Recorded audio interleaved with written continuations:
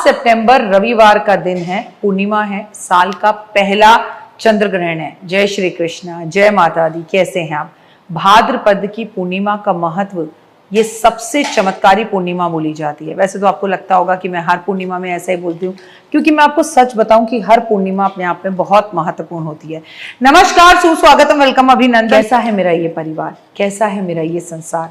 आज मैं आपसे 7 सितंबर 2025 को पड़ने वाली भाद्रपद की पूर्णिमा के बारे में बात करूंगी। ये पूर्णिमा भाद्रपद के महीने की पूर्णिमा है और इस दिन भगवान विष्णु सत्यनारायण रूप में उनकी पूजा की जाती है, पूजित होते हैं। इस दिन पितृपक्ष की शुरुआत भी हो रही है। मान्यता है कि भगवान सत्यनारायण की पूजा करने से, उपासना करने से सारे कष्ट दूर हो जाते हैं। लेकिन जिनके घर में भी किसी की भी मृत्यु पूर्णिमा की तिथि पर हुई है, तो उनके घर में आज पूर्णिमा का पहला श्राद्ध भी है।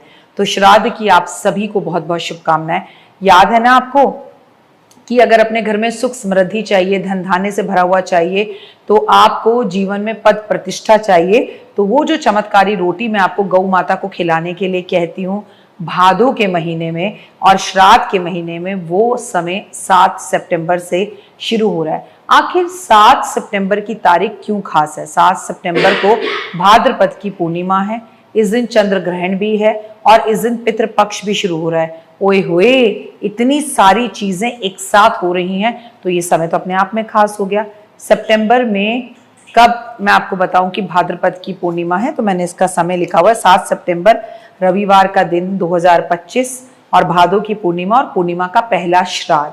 ठीक है, अब पूर्णिमा की जो ये तिथि है, इसमें चंद्रमा की भी पूजा की जाती है, महादेव की भी पूजा की जाती है और पूर्णिमा की तिथि पर हम लक्ष्मी नारायण की पूजा भी करते हैं। और अब कुछ बचा तो इस पूर्णिमा पे तो हम अपने पितरों की भी पूजा करेंगे। कैसे करें भाद्रपद की पूर्णिमा पर व्रत? भाद्रपद की पूर्णिमा पर व्रती को सुबह जल्दी उठकर स्नान आदि करना चाहिए, स्वच्छ कपड़े पहनकर, साफ कपड़े पहनकर, और इस दिन हल्दी के पानी से स्नान करें। लेकिन इस दिन श्राद्ध का पहला दिन है, तो अब लगातार 15 दिन तक हमें एक छोटा सा लोटा रखना है, चांदी का, तांबे का, पीतल का, स्टील का। उसमें जल भरकर जब आप सुबह सबसे पहले उठें तो अपने घर का मुख्य दरवाजा खोलकर और मुख्य दरवाजे पर आपको एक लोटा जल अर्पण करना है, जिससे आपके पितृ जो आपके लिए उस डोर पर इंतजार कर रहे हैं, उनके लिए ये जल हमें अर्पण जरूर करना है, ताकि चीजें बेहतर हो जाएं और बढ़िया हो जाएं और किसी तरह की कोई प्रॉब्लम ना हो। पूजा स्थल को साफ सुथरा कर कर भगवान सत्यनारायण की प्रतिमा वहां पर रखें। अगर आपके पास प्रतिमा नहीं है, आपके पास मूर्ति नहीं है, तस्वीर रखें। उसके बाद पूजा करें, पंचामृत जरूर बनाएं और पंचामृत में प्रसाद में चूरमा जरूर बनाएं। किसी के यहाँ चूरमा के लड्डू बनते हैं, तो किसी के यहाँ सूजी का चूरमा बनता है, तो किसी के यहाँ आटे का बनता है। जैसे भी आपके यहाँ होता है वैसा करें। इसके बाद भगवान सत्यनारायण की कथा जरूर सुने, पंडित से करवाएं या खुद करें, या आप म्यूजिक सिस्टम पर चलाकर भी सुन सकते हैं।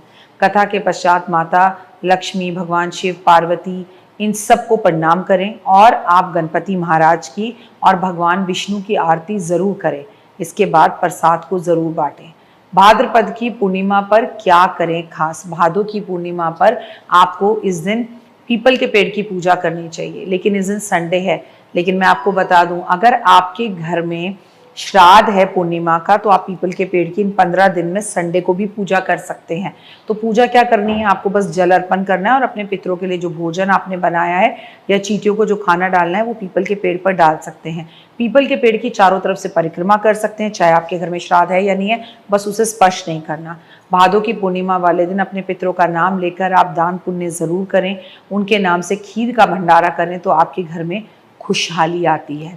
इस दिन उन लोगों को श्राद्ध करना चाहिए जिन लोगों के अपनों की मृत्यु पूर्णिमा तिथि पर हुई थी, मैंने पहले बताया। और अगर आपके यहाँ पूर्णिमा का श्राद्ध नहीं भी होता, तो आप चमत्कारी रोटी बनाकर गाय को खिलाएंगे। ये रोटी अगर आपने 15 दिन खिला दी, 15 दिन में 2 दिन भी खिला दी, जिस दिन आपके घर में श्राद्ध है उस दिन भी खिला दी, तो आपको पूरे वर्ष का फल मिलेगा। भाद्रपद की पूर्णिमा पर क्या करें दान? इस दिन अन्न का दान करें, इस दिन आप कंबल दान करें, इस दिन सफ़ेद मिठाइयों का दान करें, ब्राह्मण को वस्त्र दें तो होए, और इस दिन धन का दान करें। चांदी का दान करना बहुत ही शुभ माना जाता है। एक चांदी का सिक्का महादेव पर अर्पण कर कर आ जाएं, it is more than enough. इससे घर में बरकत आती है, घर की हर चीज़ जो है वो चमकने लगती है, माँ लक्ष्मी की कृपा होने लगती है, जीवन सुखों से भर जाता है। भाद्रपद की पूर्णिमा पर चंद्र ग्रहण भी है और ये ग्रहण क्या भारत में है? जी हाँ, भारत में है। 7 सितंबर को भाद्रपद की पूर्णिमा के दिन चंद्र ग्रहण होगा और ये पूर्ण चंद्र ग्रहण होगा। ये भारत में भी देखा जाएगा, लिहाजा चंद्र ग्रहण का सूतक काल भी मान्य होगा। चूंकि सूतक काल पूजा पाठ, भोजन, पानी ग्रहण करने को लेकर सभी चीजें, शुभ कार्य जो है वर्जित होते हैं। ऐसे में पूर्णिमा में दान स्नान जो करना है सुबह 4 बजे उठकर जल्दी करिए। चंद्र ग्रहण का समय जान लेते हैं और फिर सूतक काल का भी समय जान लेते हैं। चंद्र ग्रहण जो है वो आपको बता दूं 7 तारीख की रात को लगेगा।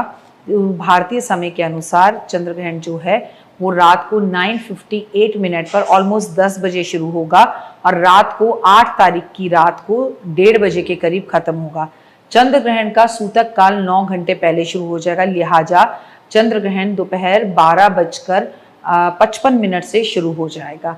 एक बात याद रखिएगा कि सूतक काल में भी मंदिरों के पट बंद रखते हैं, इसलिए हमें अगर श्राद्ध भी करना है पूर्णिमा का तो वो भी 12 बजे से पहले करना है। कोई भी पूजा पाठ या सत्यनारायण की कथा करनी है वो भी 12 बजे से दोपहर पहले करनी है। लिहाजा पूर्णिमा का स्थान, दान, पूजा, सारे कार्य आपको ग्रहण के जो सूतक काल है उससे पहले ही निपटाने होंगे। चंद्र ग्रहण के समय आप कुछ काम जरूर कर लें, हालांकि रात में पड़ रहा है पर ग्रहण से डरने की जरूरत नहीं है। इस दौरान घर के मंदिर के पट सूतक काल से ही बंद रखें, भगवान को स्पर्श बिल्कुल भी ना करें।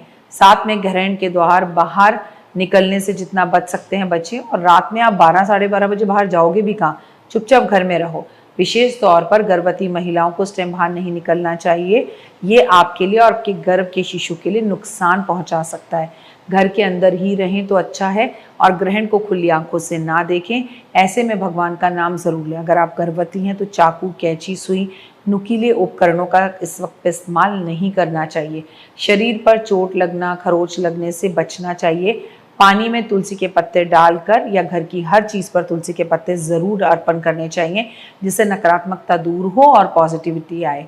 धार्मिक मान्यताओं के अनुसार ये बात याद रखें कि ग्रहण काल बहुत ही शुभ कार्य नहीं किए जाते, लेकिन पूजा पाठ के लिए ये समय सबसे शुभ माना जाता है, क्योंकि इस समय में नकारात्मक ऊर्जा हर तरफ होती है। चंद्रमा कष्ट में होते हैं तो चंद्रमा के मंत्र जाप करें, हनुमान चालीसा पढ़ें, संकट मोचन पढ़ें, सुंदरकांड का पाठ करें। पुरानी मान्यताओं के मुताबिक तो ग्रहण काल में भगवान का नाम जाप, हनुमान चालीसा, श्रीमद् भागवत का पाठ करना कई तरह से लाभदायक होता है और ग्रहण के टाइम पर हमें दान भी करना चाहिए। चंद्र ग्रहण में हमें क्या दान करना चाहिए? चावल, दूध, दही, चीनी, सफ़ेद रसगुल्ले या छाया पात्र। अब रात में तो हम दान करने कहाँ जाएंगे, तो हम क्या करेंगे, दान का सामान हाथ लगा के ग्रहण के टाइम पर घर की बालकनी या घर के बाहर आंगन में रख देंगे और सुबह जब सफाई कर्मचारी आएगा तो उसको कुछ पैसे देकर ये दान हम उसे दे सकते हैं। कंपेरेटिव मंदिरों में देने की जगह पर जरूरतमंदों को देंगे तो लाभ ज्यादा होगा। फिलहाल दीजिए इजाजत, अपना और अपनों का रखिए खास ख्याल। ओए हुए, जय माता।